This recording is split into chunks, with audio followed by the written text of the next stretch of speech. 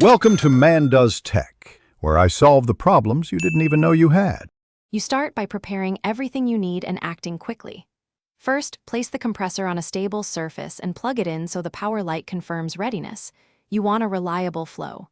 Next, open the nebulizer cup and pour the medication exactly as prescribed, then fasten the top. This prevents leaks. Finally, connect the tubing between compressor and cup and snap the pediatric mask or mouthpiece in place. Once done, you're ready to begin treatment. You now switch the unit on and observe how it behaves.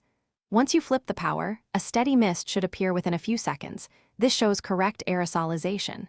Make sure the mask fits snugly against the face so medication reaches the lungs.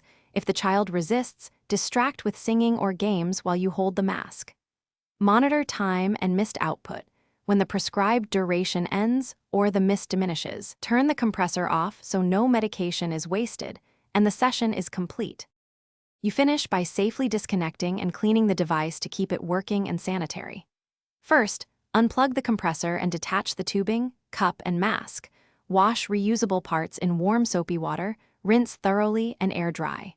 Replace disposable filters and follow the manual schedule for filter changes so airflow stays efficient.